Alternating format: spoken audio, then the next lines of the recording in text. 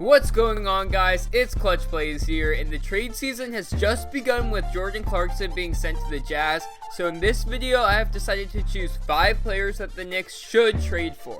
The Knicks have been playing so well under Mike Miller, and the wins may not be piling up, but the overall effort in each game is significantly better. However, a few nights ago, the Knicks suffered one of their worst losses to the Wizards, who are without many key players, which should be an indication to the front office that the Knicks should begin shopping some of their veteran players. With Marcus Morris and Taj Gibson out for this game, we got to see Mitch and Kevin in the starting lineup, and it went very well to begin the game. Kevin looked much more aggressive and confident in the starting lineup, and Mitch was his usual self, a defensive monster. Mitch had 6 points, 13 rebounds, and 6 blocks while playing only 23 minutes due to foul trouble. Julius has been rumored to be available in trades, and his 35-point performance on 50% from the field is definitely going to boost his value a little bit. This season is already down the drain, and we need to focus on developing our young guys and attaining items that will help us in the future. The Knicks are going to be very aggressive in trade talks because they need to clear minutes for their long-term younger players and get assets for their valuable veterans. Some possible ways the Knicks can improve their team this season while staying on the young trajectory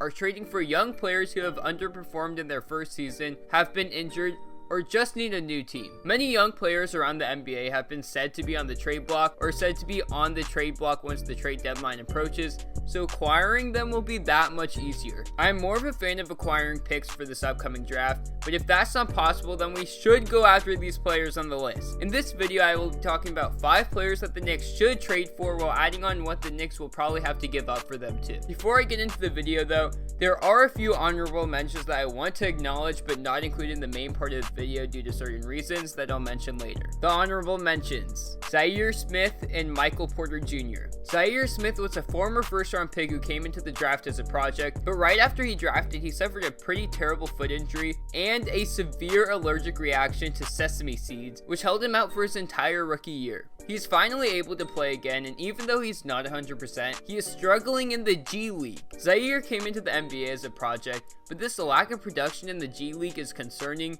and is the reason he's not on the list. He has all the potential in the world with his shooting potential, athleticism, and defense, but the price for him would be a Damian Dawson or Alonzo Trier, but I'm not completely on board with giving them up for a young player struggling in the G League.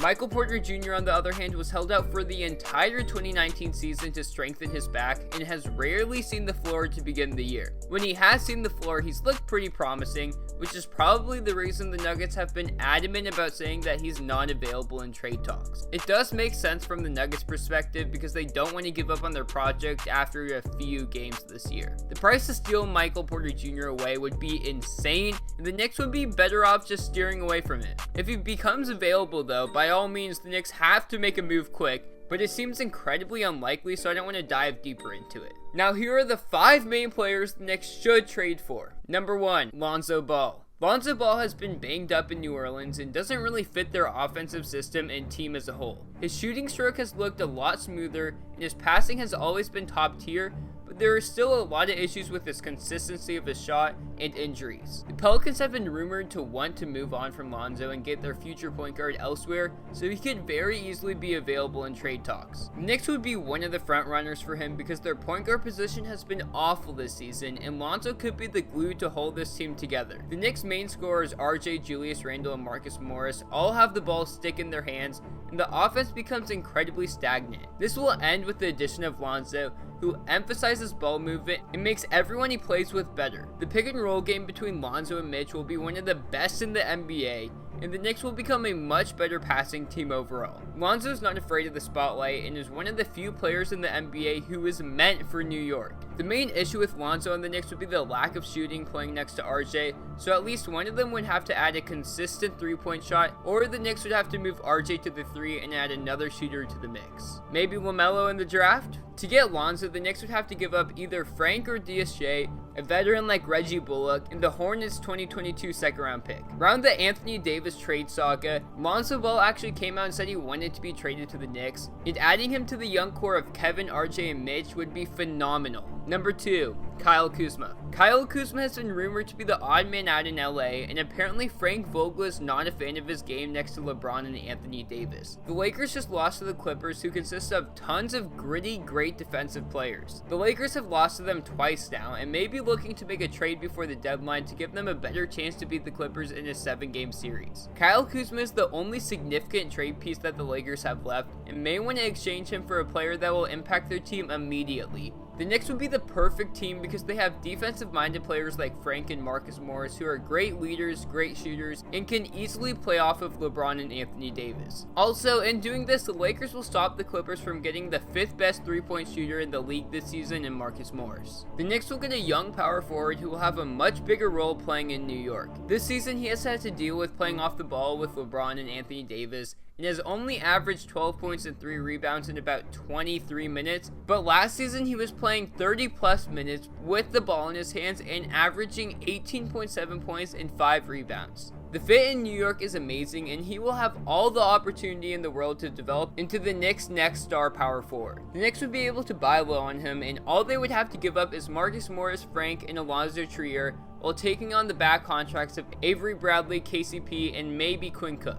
Kuzma's value may increase a lot as he continues to show his potential in the short amount of minutes he's getting, but the Knicks would be stupid not to add a few second-round picks if the Lakers really wanted them. Number 3, DAngelo Russell. Many of you guys are extremely high on DAngelo Russell, and now I'm finally on board with trading for him. He basically led the Nets to the playoffs alone last season, and now has led the Warriors' depleted roster to a 3-game winning streak. D'Lo is still only 23 years old, and will mature as he gets older, but his game has been incredibly consistent as he's averaged 22 points and 7 assists in about 30 minutes per game throughout his past 101 games. D'Lo has a great shot, can create offense for himself or his teammates, and is a great leader at the point guard position. The Knicks need all 3 of these attributes from their starting point guard, and D'Lo would fit perfectly next to RJ. Many people say that the biggest issue with D'Lo's game is his defense, but in all reality, he is an extremely underrated defender. He has a 6'5" frame and great athleticism, which is everything that you need to be a great defender.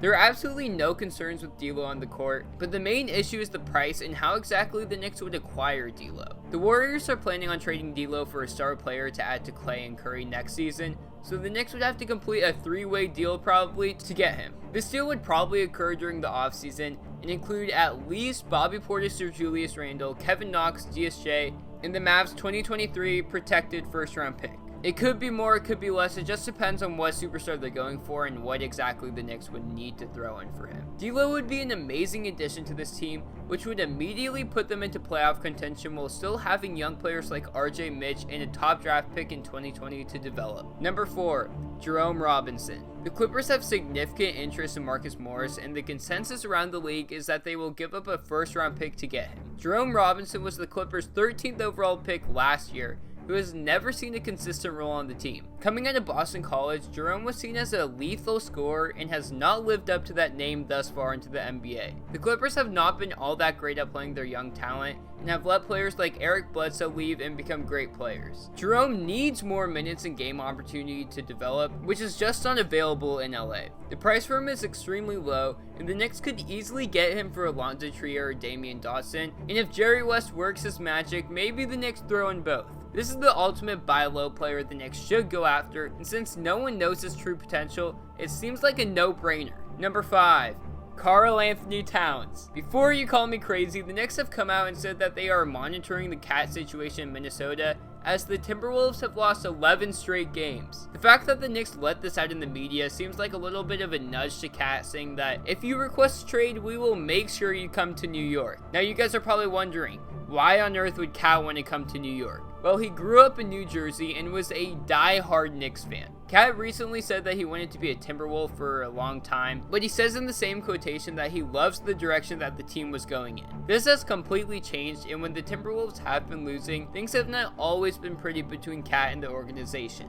Back in 2018, Cat was completely just done with the Wolves and liked to tweet implying a trade out of Minnesota. This was the past though, but if the losing continues, the same tension could occur in the near future. Also, at the beginning of the season, the Ringer said that if the Timberwolves begin to lose, then teams will will closely monitor the Cat situation, which is exactly what's going on. Cat would be the superstar that the Knicks need because he will want to play in New York, and he's under contract for 4 years, which will allow the Knicks time to create a contender around him. On top of this, adding Cat to the Knicks immediately makes them a premier free agent destination, where top free agents like Anthony Davis, Giannis, and others will seriously contemplate joining the Knicks in the coming years. This will change the Knicks organization for years to come, but the only issue is the price that the Timberwolves will be asking for. Since Cat is under contract for 4 more years, they have all the leverage in the situation and will be asking for a return similar to that of the Anthony Davis trade. If the Knicks were to make a deal, they would have to give up Mitch, Kevin, Dennis Smith Jr.,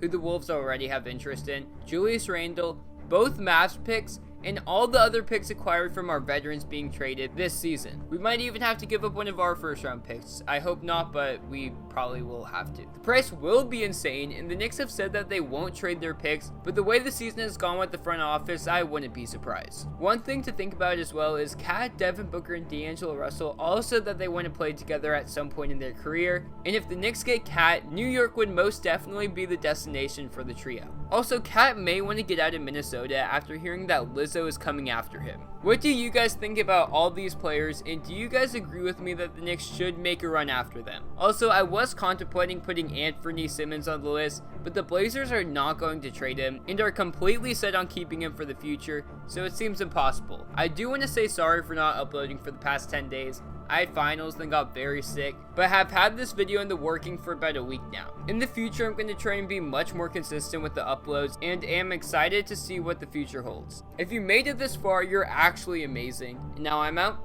and peace!